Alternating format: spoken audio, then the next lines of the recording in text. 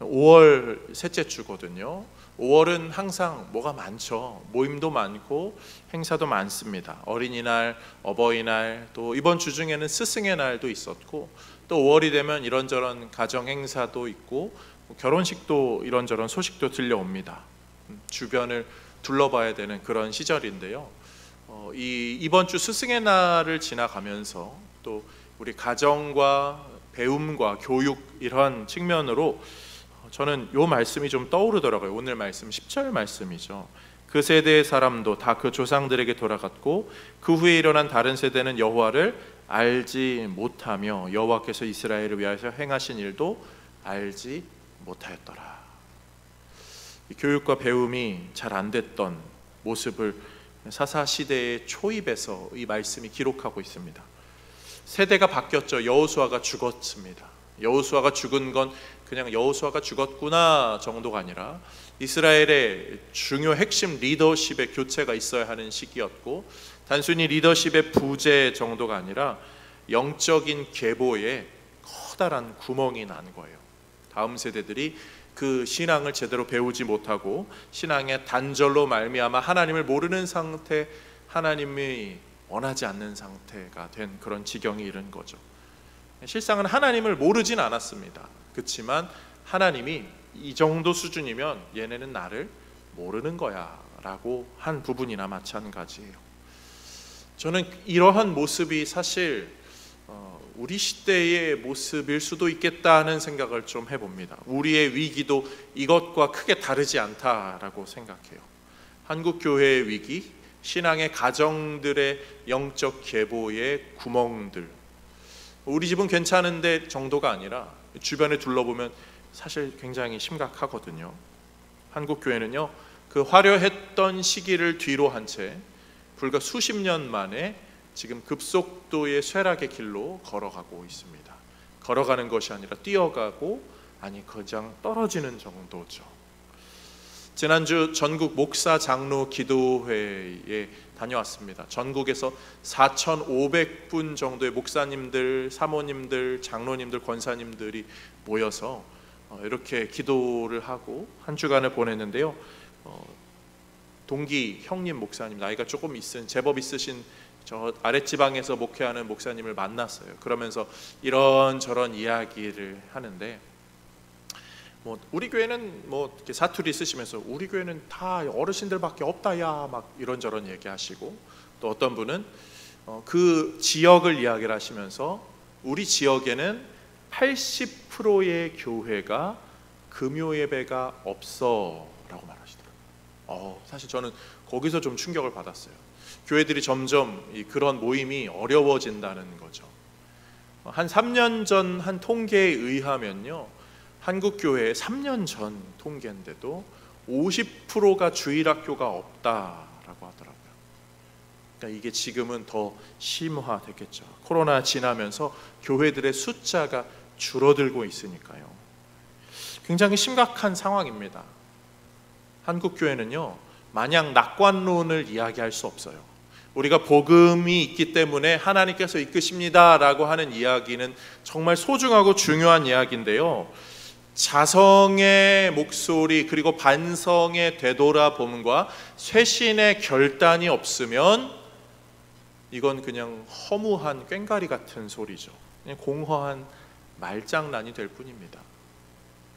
우리는 정말 이 시대에 대해서 좀 심각하게 바라봐야 돼요. 우리가 제대로 교육하고 있나? 제대로 전수하고 있나? 복음은 우리가 지난 시대를, 우리의 지난 그 다음 세대를 살릴 수 있을 것인가? 우리의 삶은 그런 도구가 되어 있는가? 돌아볼 줄 알아야 돼요. 우리 가정은 괜찮으니까, 나는 내 자녀들은 신앙생활 잘 하니까 라고 생각하면요, 그건 정말 이기적인 생각이죠. 사실 우리는 한 교회거든요. 모든 교회, 교파를 초월하여서 우주적인 한 교회, 그리스도를 머리로 하는 한 교회에서 나타나는 현상이라면 믿음의 가족인데요, 남의 일이라고 치부할 수 없죠. 모르는 소리고 무관심한 무책임한 소리, 이기적인 소리일 뿐입니다. 이 불안한, 이 중차대한 중대한 상황 속에서 우리는 어떻게 살아야 될까요? 오늘 말씀 가운데 하나님께서 우리의 마음을 만져주시고 우리의 삶을 점검하여 주셔서 이 어두운 터널 같은 시대를 이겨나갈 수 있는 은혜 성도님들로 다 세워질 수 있기를, 그런 가정들 다 되시기를, 또 우리 교회 되기를 주님의 이름으로 축복드립니다. 세 가지 내용을 살펴봅니다. 첫 번째로요, 성도는 의도성을 갖고 복음을 전해야 돼요. 의도성을 갖고 신앙생활을 해야 하죠. 오늘 본문 7절 말씀에는 참 부러우면서도 두려운 말씀이 있습니다. 읽어보겠습니다.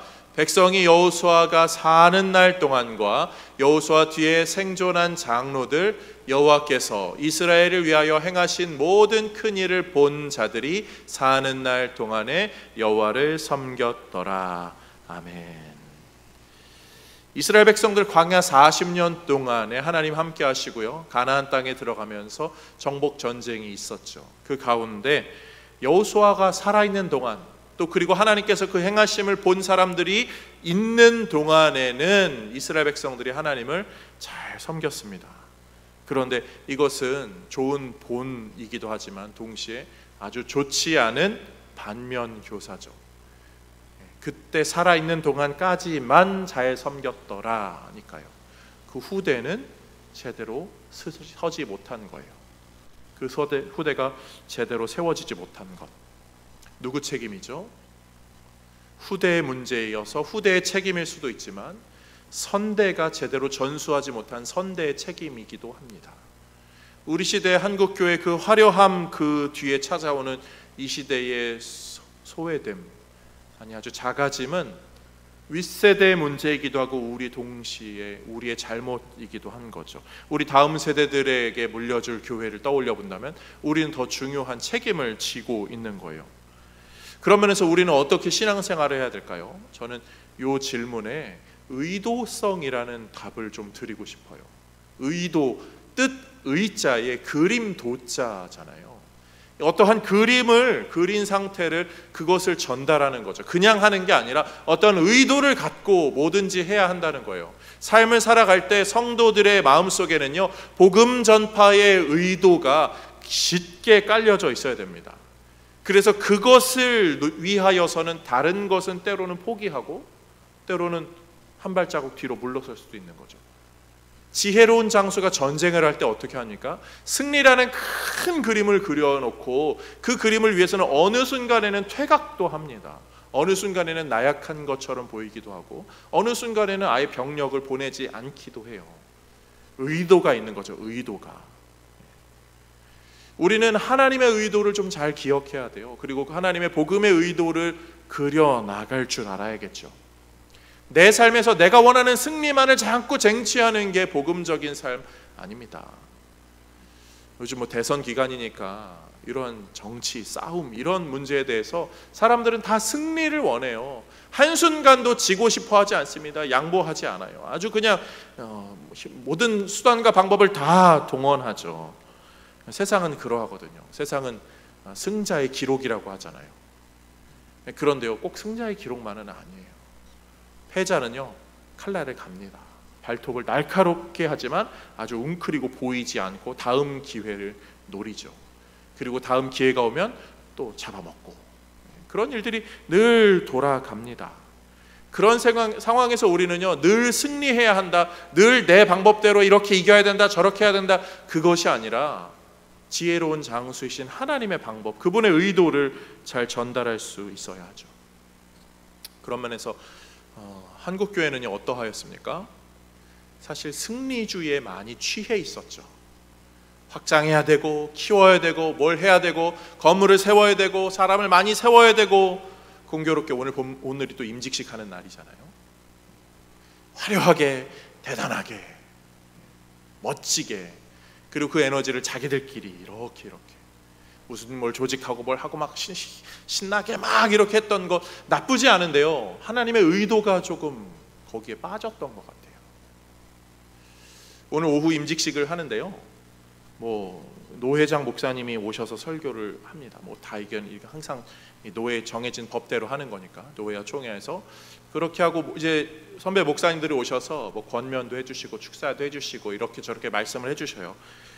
그래서 제가 말을 할 시간이 없습니다. 그래서 저는 이 시간에 한 말씀만 딱 드린다면, 화려한 행사보다 더 비교되지 않는 아름다운 끝마침이 우리 임직자분들에게 있기를, 그것을 보고 달려가는 우리 모두가 되기를 저는 간절히 바랍니다. 우리가 오늘은 화려하려고 애쓰지만요, 사실 화려하지 않아도 돼요. 좀 초라해도 되고요, 좀 부족해도 됩니다. 그런데 우리가 달려가고 그 길이 다 맞춰진 후에 하나님 보시기에 가장 그때 더 축하받고, 그때 더 박수받고, 그때 더 칭찬받을 수 있다면 그게 진짜죠. 처음은 화려했는데 마지막에는 점점 쇠락하는 모습이라면 얼마나 부끄럽겠습니까? 사실 이스라엘 백성들이 그러하였어요. 오늘 본문의 이 전문맥에는요, 이 사사시대에 관련된 이야기, 딱 정복전쟁이 막 일어날 때 사사기 1장의 내용은 어떠합니까? 이스라엘이 여리고 성 이후로 막 승리의 승전보를 올리는데, 각 지역마다 전쟁을 하는데 어떤 순간에는 저 이방민족을 내쫓아야 되는데 내쫓지 못해요. 저 발치에 삽니다. 어떤 지역은요, 이방민족과 같이 삽니다. 또 어떤 지역은 심지어 이방민족이 너무 강력하게 자리 잡고 있어서 자신들이 분배받은 땅 여기에 사는 것이 아니라 자기들이 옮겨서 저쪽 가서 삽니다. 근데 거기에 문제의식을 별로 못 느껴요. 그냥 안주하는 거예요. 이방민족이 저기 살면 좀 어때? 우리 여기 잘 사니까. 이방민족이 같이 살면 어때? 우리 지금 잘 살고 있으니까. 광야 세대 생각해봐. 그때보다 훨씬 낫지. 우리는 원래 저 땅인데 지금 우리 여기인데 뭐 어때? 여기 괜찮아. 여기도 살만해. 안주하는 마음이 이스라엘 백성들 안에 쭉 자리 잡으면서 그들은 하나님의 의도는 전혀 생각하지 않게 돼요. 사랑하는 성도님들, 우리가 신앙생활을 하면서 다 좋습니다. 뭐 이렇게도 좋고 저렇게 해도 좋아요. 특히 제 성향이 그러잖아요. 뭐 이러면 어때요? 저러면 어때요? 그런 거 다 괜찮아요. 그런데요, 하나님의 의도만큼은 우리가 놓지 말아야죠. 저는 다른 데는 고집 별로 피우고 싶지 않아요. 제 목회 철학이 저도 잘 안 되는 부분이긴 하지만 다른 데는 고집 피우지 말자. 원하시는 대로 가급적 다 해드리자. 그러나 하나님의 의도만큼은 놓지 말자. 성도의 목적은 무엇이고 교회의 목적은 무엇입니까? 하나님의 의도를 한번 살펴볼까요? 웨스트민스터 소요리 문답 우리가 잘 알죠. 세례받을 때 항상 배우는 것. 사람의 주된 목적은 무엇인가요? 함께 읽습니다. 사람의 주된 목적은 하나님을 영화롭게 하는 것과 영원토록 그분을 즐거워하는 것입니다. 아멘. 쉽게 말하면 이런 거예요. 기쁘게 하나님 믿고 따라가면서 하나님이 기뻐하시는 일을 하자. 하나님이 기뻐하시는 일을 기뻐하면서 하자. 그런 사람들이 모인 곳이 예수 그리스도를 머리로 하는 교회 공동체죠. 각 교회들의 목적이 있어요. 사명이 있어요. 웨스트민스터 신앙 고백에 따르면, 웨스트민스터 소요리 문답, 신도 개요, 신앙 고백 이런 게 있거든요. 신앙 고백에 따르면 교회의 사명은 다른 거 아닙니다. 복음 전파와 순결한 예배, 그리고 한 가지가 더해진다면 성도의 양육과 성장이죠. 복음 전파, 순결한 예배, 성도의 성장, 우리 여기에 집중하고 있냐고요. 다른 건 다 양보해도 이것만큼은 우리가 더 신경 써서 해야죠. 내가 뭐 하고 어디 가고 뭘 누리고 이런 거 저런 거요, 다 그냥 하시고 싶은 대로 하셔요. 그렇지만 이것만큼은 목회자들이 요구하는 바에 우리가 반응할 수 있어야죠. 그거 안 하면 하나님의 의도 우리 쉽게 잊어요. 내가 하고 싶은 대로 우리는 안주하거든요. 그냥 좋은 게 좋은 거라면서요. 좀 이러면 어때요? 저러면 어때요? 안주하면요, 금방 퇴색됩니다. 5월 우리 가정의 달인데요, 자녀들 신앙교육 어떻게 하고 계십니까? 이거 우리의 이게 늘 숙제 아닙니까? 그래서 5월이 되면 뭐 부모에 관련돼서 자녀에 관련된 거 뭐 이런저런 방송에도 나오고 별거 다 나옵니다. 그런데요, 방법론 다 달라요. 우리 다 할 수 없어요. 사실 방법론이 어떻게 우리에게 다 효과적일 수 있겠습니까? 살아온 배경이 다르고 문화가 다르고 내 말이 다르고 내 성향이 다른데요. 어떤 분은 굉장히 무뚝뚝하거든요. 그런 분들에게 살갑게 아이들에게 이야기하세요. 안 돼요, 안 돼. 어떤 분들은 굉장히 막 미주알고주알 막 이러는 분들에게 때로는 자녀에게 아무 말하지 말고 기다려주세요. 안 돼요. 그게 성향 따라 내가 살아온 게 있는데 그게 단순히 방법론 몇 개로 바뀝니까? 그래서 인문학 교육에서는요, 진정성에 관련된 이야기를 또 좀 하죠. 사실 그런 방법론보다 우선되는 게 진정성, authentic이라고. 소크라테스도 제자들을 이 진정성으로 가르쳤다고 하죠. 노예들, 종들도요, 진정성으로 가르쳐서 그들을 교육시키고 훈련했다, 이런 이야기들이 있습니다. 사실요, 마찬가지입니다. 신앙도요, 방법론은 아닌 것 같아요. 물론 방법이 너무 다양해서 진정성, 다른 진정성 말고 부모가 하나님을 어떻게 믿고 있는가, 어떻게 따르고 있는가, 그 진정성이 자녀들에게 가르쳐지죠. 내가 하나님을 인격적으로 제대로 믿고 있다면 이 인격이 흘러가거든요. 그럼 자녀들도 우리 부모님이 진짜 다른 부모님과 비교해보니까 다르구나, 이게 그냥 나온 게 아니라 하나님 있는 신앙으로 나오는구나, 그러면서 바뀌죠. 예전에 제가 초등학생들 제자 훈련할 때 너 왜 하나님 이렇게 열심히 믿어? 라고 물어봤던데 어떤 아이가 그렇게 얘기를 했어요. 우리 아빠가요, 예수님 믿고 바뀌었거든요.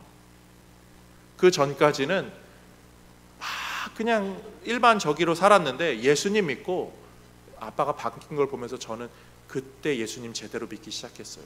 그게 진짜 정상이죠. 진정성인 거죠. 하나님을 어떻게 믿고 있느냐가 제대로 이어지는 거예요. 부모가 하나님을 귀하게 정말 사랑한다면 자녀는요, 하나님을 함부로 여길 수 없어요. 부모가 귀하게 여기는 걸 함부로 하는 자녀 없거든요. 부모의 그 인격이 제대로 흘러간다면, 부모를 존중하고 사랑하는 마음이 그 가정에 세워진다면 부모가 사랑하는 것 또한 자녀가 사랑하게 되죠. 진정성이에요. 신앙은요, 그런 면에서 이 오감을 다 동원해서 교육됩니다. 이 진정성은 그런 거죠. 삶 자체로요. 부모의 기도 모습을 눈으로 봐요. 기도의 소리를 성경 읽고 신앙생활하는 걸 귀로 듣습니다. 그리고 부모님이 보던 그 성경책 자기도 만져보면서 야, 진짜 이렇게 낡게 열심히 읽으셨네. 그리고 막 뜨겁게 기도하고 난 그런 뭐랄까요, 채취 같은 게요, 금요철에 하면 저는 그런 냄새로 배운다고 하잖아요. 그런 후각으로, 그런 감각으로 우리는 신앙을 배웁니다. 거기에 성령께서 일하시는 거죠. 그들의 마음을 만지시는 거죠. 육감이, 저는 그런 영적인 감각이 그렇게 개발이 되는 것 같아요. 그런데 여기서요, 사람의 의도가 아니어야 하는 게 진짜 중요한 거죠. 내 의도로 자꾸 이렇게 저렇게 하려고 하면 튕겨 나갑니다. 전도 해보신 분들 아시잖아요. 전도 우리 교회가 하지 않는 것 중에 하나가 새생명 축제 이겁니다. 새생명 축제 잔치. 참 좋은 건데 사실 부작용도 많고 좀 힘든, 좀 어려운 지점도 많아요. 보통 막 10주 걸쳐서 우리 10주 준비해서 VIP 뭐 이렇게 초청합시다 막 이렇게 하거든요. 그래서 첫째 주에는 뭘 주고, 둘째 주에는 뭐 하고, 전화해주고, 뭐 찾아가지고 뭐 하고. 그런데요, 그 의도를 갖고 가요. 사람들이 전도해야지. 그러면 상대방은요 다 알아요. 식당 운영하는 분들 그런 거 있거든요. 갑자기 어느 순간 한 대여섯 명 분이 막 매주 한 번씩 안녕하세요, 무슨 교회에서 왔어요, 우리 뭐 이렇게 먹 갑니다. 사장님 인사하고, 둘째 주 또 가요, 셋째 주 또 가요, 막 갑니다. 그리고 가서 10번째 갑니다. 가면서 막 관계를 쌓는 거예요. 뭐 이렇게 맛있는 것도 드리고 뭐 이렇게 드리고, 우리 교회에서 왔어요, 막 이렇게 어느 교회 너 진짜 좋은데 막 이렇게 합니다. 10주 정도 지나고 사장님 우리 교회 이렇게 막 갑시다 하는데 사장님이 아유 바빠서 못 갑니다. 11주차 어떻게 되죠? 안 가요. 사장님이 상처받거든요. 친구 다 마찬가지예요. 의도를 갖고 이 사람 전도하려고 오는구나.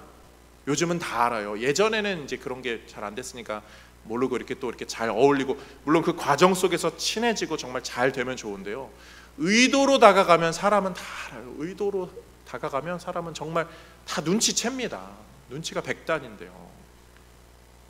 우리는 그렇게 복음 전하는 거 아니에요. 하나님은 그런 의도로 우리를 살라고 하지 않아요. 무슨 작전 수행하듯이 그런 거 아니에요. 하나님은요, 우리가 하나님의 의도 따라, 뜻의의 그림 도자라고요, 복음의 그림을 그리는 하나님의 그 선 따라 우리가 살기를 원해요.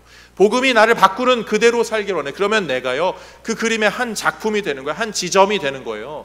그러면 나와 연결된 사람들이요, 나를 보고 오는 게 아니라 이 복음의 명작에 끌리는 거죠. 야, 기독교인들이 가지고 있는 그 복음, 그들이 정말 그 인생에서 저런 순간에 저런 자세를 가질 수 있는 그 근원이 무엇일까? 복음의 명작에 매료되어서 그리스도를 찾게 되는 일들이 벌어져. 그때 우리가 복음을 확실하게 제시하는 거죠. 내 의도가 아니라 하나님의 의도, 그 선을 따라 걸어갈 수 있는 우리 모두가 되기를 주님의 이름으로 축복드립니다.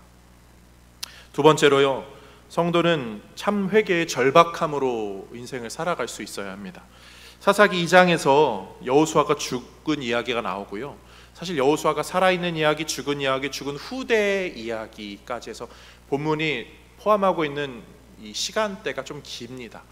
그런데 바로 그 전 시간대에 고 여호수아가 죽은 이후 요 사사 시대의 요 어간, 그때 일어난 일을 오늘 본문 3절과 4절이 이렇게 말하고 있습니다. 그러므로 내가 또 말하기를 내가 그들을 너희 앞에서 쫓아내지 아니하리니 그들이 너희 옆구리에 가시가 될 것이며 그들의 신들이 너희에게 올무가 되리라 하였노라. 하나님의 사자가 이스라엘 백성들에게 전하는 내용이거든요. 여호수아가 죽은 후에요. 그때 4절 여호와의 사자가 이스라엘 모든 자손에게 이 말씀을 이르매 백성이 소리를 높여 운지라. 아멘. 회개의 메시지에 이스라엘 백성들이 막 웁니다. 하나님, 저희가 잘못했습니다. 이제는 그러지 않을게요 라고 막 회개하였는데요, 사실 이 회개가요 오래 가지 않아요. 요 눈물 흘리고 회개한 것 이후에 나오는 이야기가 우리가 읽은 여호수아가 죽고 다른 세대가 나타나서 하나님을 모른 채로 살았더라. 즉 그들의 회개는요, 감정적인 동요는 있었지만 잠깐의 반응이었다 뿐이지 진짜 절박한 마음으로 한 회개가 아니었다는 거예요. 사람의 감정은요 오래 가지 않거든요. 심각성에 대한 이 절박한 마음이요 별로 중요하게 생각하지 않는 경우가 비일비재합니다. 우리 요즘에 환경오염 이야기 많이 하거든요. 이번 주부터 또 미세먼지 막 많아지고 있더라고요. 요즘은 이 공기뿐만이 아니라 뭐 땅 이런 것도 말할 것도 없고 바다도 굉장히 심각하다고 하잖아요. 이 심각성의 수치가 굉장히 지금 아주 말할 수 없다고 합니다. 제주 방송인가요? 이 바다에 관한 다큐멘터리 하는 거 제가 본 적이 있는데요. 제주도의 이 바다가 예전 같지 않다는 거예요. 그 파래가 완전히 그냥 거의 둘러싸여가지고 이 해녀들도 일을 못할 정도로 심각하다. 매일 막 포크레인으로 이오테우 해변, 아무튼 그 해변 있죠? 참 별로 잘 가질 않아서 모르겠지만 그 해변도 막 포크레인으로 막 퍼내낸다고 해요. 그래도 감당이 안 될 정도로 파래로 뒤덮인다고. 이 심각성을 아무리 얘기해도요 사람들이요 별로 그거 중요하게 인지하지 않아요. 별로 절박하지 않은 거죠. 사람이 절박하지 않으면 어떻게 되죠? 그러다가 큰일 나죠. 그러다가 사람은 별로 그렇게 중요하게 생각하지 않다가 건강 잃고 병원 갑니다. 그 의사 선생님들이 간신히 고치면서 그러죠. 똑같이 살면 큰일 나요. 다시는 그렇게 살지 마세요. 그러다 죽어요. 그래서 사람이 바뀌기도 합니다. 그런 큰일 겪고 나서 건강 열심히 챙기는 분들이 있습니다. 그런데 우리는 그 반대 경우도 봐요. 그런 큰 일을 겪었으면서도요 다시 예전하고 똑같이 살아요. 그러다 죽어요 라고 하는데 그러다 죽지 뭐. 이게 사람의 절박함에 순식간에 변형되는 그런 부분들이거든요. 아플 때는 굉장히 절박한데 그 순간 지나가면 다시 쓱 느슨해집니다. 몇 번 말씀드렸죠. 교회 앞에서 담배 태우시는 분들요, 막 여기 주변에 막 담배 열심히들 태우시거든요. 심지어 뭐 학생들도 요 옆에 가서 태워가지고 저희가 고민거리인데, 그리고 이렇게 남녀노소를 정말 가리지 않습니다. 요 차 사이에 가서 이렇게 쪼그리고 이렇게 피시는 분도 있고. 제가 거기 지나면 거기서 담배 태우시면 안 돼요 그러면 대다수는 그냥 이렇게 지나가요. 말도 안 해요. 그냥 딱 지나가고, 어떤 분들은 아이쿠 미안합니다 하거든요. 근데 미안하지 않아요. 그분들 말은 미안하지만 실질적으로 미안해하지 않아요. 다음에 또 거기서 그러고 계셔요. 심지어 비 오면 어떻게 되는지 아세요? 비 오면 여기 이렇게 교회 처마 밑에 와서 담배 태우세요. 기분 좋으신가요? 비 오면서 야, 비 잘 내린다 주룩주룩 하면서 이렇게 하는데, 야, 저 CCTV로 가끔 보거든요. 이거 찍어서 어떻게 신고하고 싶은 그럴 수는 없지만, 그래서 또 안 되겠지만, 근데 제가 말씀드린 그분들은 미안해하지 않으세요. 이게 근데 우리의 본성이잖아요. 미안합니다라고 해도 미안해하지 않아요. 하나님 앞에 하나님 잘못했습니다라고 말해도요, 순식간에 우리는 바뀌잖아요. 별로 중요하게 여기지 않아요. 우리가 죄인이라고 그렇게 고백했는데도요, 내가 죄인이 아니라고 이제는 생각을 해버려요. 아무렇지도 않게. 그게 이스라엘 백성들이었던 거죠. 그렇게 복임해서 하나님 잘못했습니다 크게 통곡하며 울더라, 이 본문이 그렇게 말하거든요. 아주 깊은 회개할 때 쓰는 단어들을 사용해서 그렇게 회개했음에도 여호수아가 죽으니까 싹 바뀌어요. 시간이 지나면서 싹 바뀌어지는 거예요. 진짜 절박하지 않은 거죠. 사랑하는 성도님들, 신앙생활 어떻게 하고 계시죠? 하나님 아니면 안 됩니다. 예수님 아니면 안 됩니다. 내가 몸 아프고 병약했을 때 그렇게 간절했던 심정으로 지금도 하고 계셔요? 정말 나에게 뭔가 긴급한 일이 생겼을 때 그것처럼 지금도 하고 계세요? 아니면 나도 모르게 느슨해져서 그러고 계세요? 절박성을 한번 점검해 보세요. 사도 바울이 우리를 경주자로 비유하는데요, 운동선수가 절박하지 않으면 어떻게 됩니까? 오늘 좀 운동 쉬지 뭐, 오늘 뭐 이것도 있고 저거 있고, 저기도 해야 되고 뭐 이것도 해야 되고, 그렇게 절박하지 않게 운동하면 어떻게 되죠? 뻔할 뻔짜죠. 좋은 결과를 낼 수도 없고 경기에 제대로 설 수도 없습니다. 그런 면에서 우리 하나님은 어떠신가요? 그분은 얼마나 절박하셨죠? 있는 거 없는 거 다 쏟으셨잖아요. 가장 귀한 거를 쏟으시면서 그 절박한 심정으로 우리를 저 죽음에서 건져주셨어요. 하나님을 안다면, 말씀으로 우리 하나님을 배우고 있다면, 그분의 그 절박한 심정을, 우리가 복음을 조금이라도 느끼고 있다면 우리의 신앙 안에도 조금 더 절박한 심정으로 제대로 신앙생활하는 우리 모두가 되실 수 있기를 주님의 이름으로 축복드립니다. 마지막 세 번째로 우리가 나눌 것은요, 우리가 가진 한계성에 관련된 이야기입니다. 성도는 믿음 생활하면서 자신이 가진 한계성을 인지하고 그것 때문에 더 하나님을 의지해야 합니다.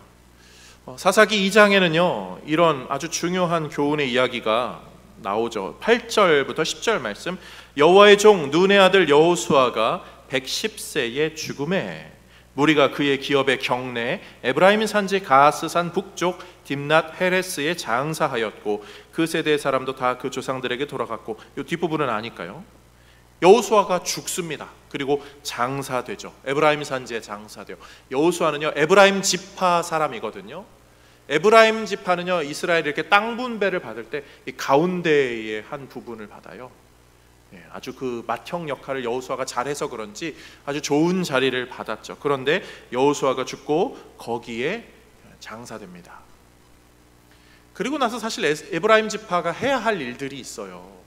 여호수아처럼 걸출한 인물들을 배출하거나 아니면 그 중요 역할을 잘 이어받아서 감당해야죠. 그런데 이 에브라임 지파가 좀 이상해요.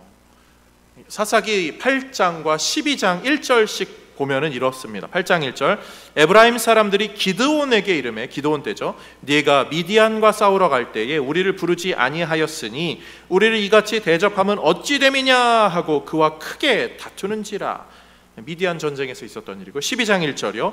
에브라임 사람들이 모여 북쪽으로 가서 입다에게 이르되 네가 암몬 자손과 싸우러 건너갈 때에 어찌하여 우리를 불러 너와 함께 가게 하지 아니하였느냐? 우리가 반드시 너와 네 집을 불사르리라 하니. 아멘. 미디안과 기드온의 전쟁 때 3만 몇천 명이 이스라엘 백성들이 모입니다. 이 암몬과 입다의 전쟁에서도 입다가 이스라엘 사람들 전쟁하자고 모으거든요. 북쪽에서 전쟁이 나면 아래쪽 사람들이 가면서 에브라임 지역 지나가면서 전쟁 났대요 모이시랍니다.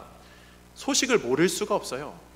아래쪽에서 전쟁 나든 옆쪽에 전쟁 나든 에브라임은 가운데여서 모를 수가 없습니다. 그런데 그들은 전쟁이 났다라고 할 때는요 가만히 있어요. 참여하지 않고 전쟁이 끝마칠 시점에 기드온 찾아가고 입다 찾아가서 왜 우리 안 불렀어? 왜 우리 안 불러서 서운하게? 우리도 이게 같이 불렀어야지. 이게 그냥 하겠다는 게 아니라 이 미디안 대군이거든요. 그리고 입다가 한 저기 모압 암몬 이쪽에 낙타가 모래알처럼 많다라고, 사막처럼 많다고 성경이 기록되어 있거든요. 모래처럼 많다고. 그러니까 그 전쟁이 끝마칠 때, 이길 때쯤이라 자기들이 전쟁에 참여했어야 우리도 전리품 받을 텐데 왜 우리 안 불렀어? 그래서 우리 전리품 못 받잖아 라고 꼬장을 부리는 거예요.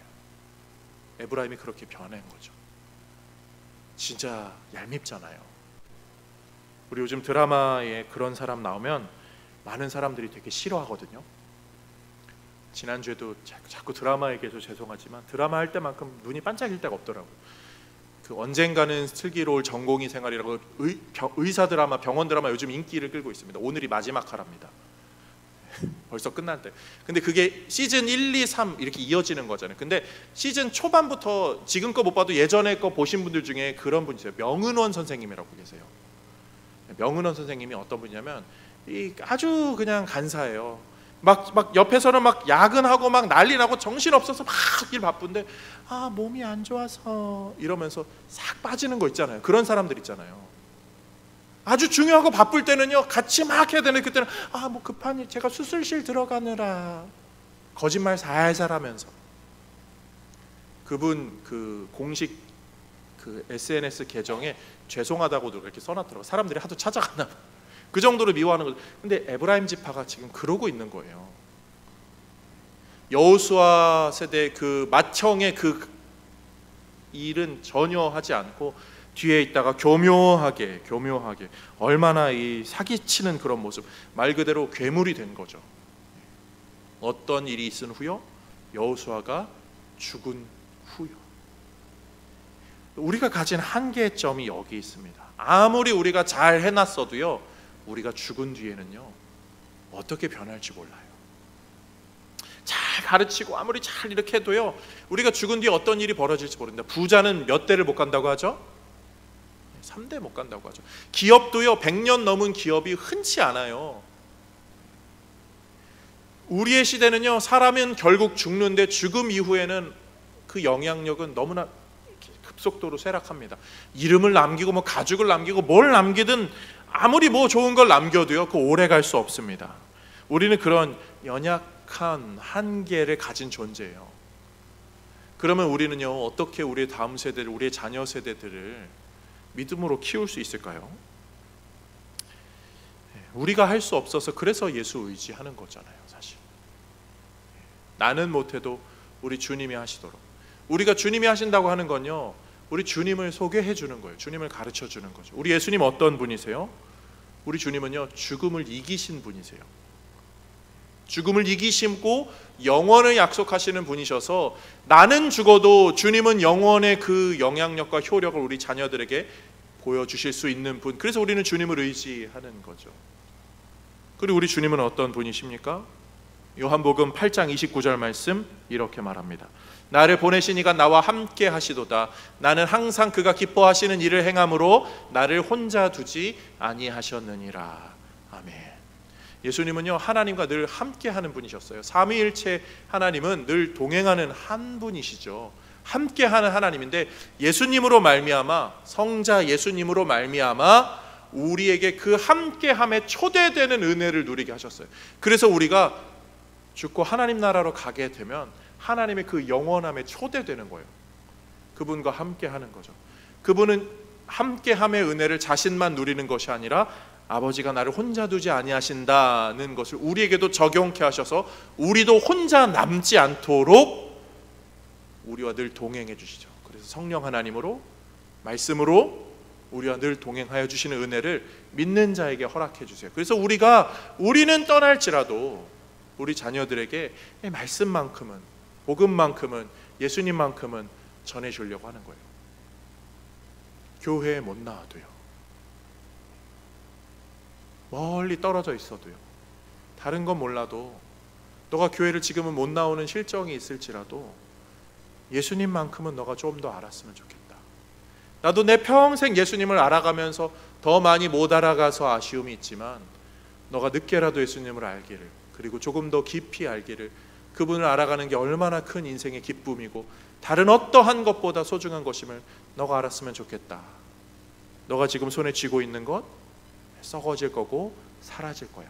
잠깐의 기쁨일 수는 있겠지만 그건 또 너에게 또 다른 시험으로 다가오겠지. 그러나 예수님은 너를 결코 배신하지도 떠나지도 그 가치가 쇠하지도 않을 거야. 사랑하는 성도님들, 5월입니다.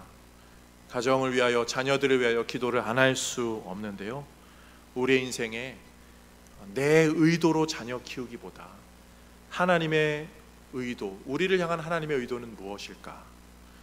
내 절박함으로 안 되는 일, 우리 하나님의 그 절박함은 분명히 우리 자녀들을, 우리 가정들을, 우리 주변을 바꾸실 것입니다. 그리고 내 한계를 우리 주님은 능히 다 해결하실 수 있는 분이죠. 그 하나님 의지하며 예수 그리스도 바라보며 우리의 가정과 삶을 주님께 내어 맡기는 우리 모든 성도님들 다 되시기를 주님의 이름으로 축복드립니다.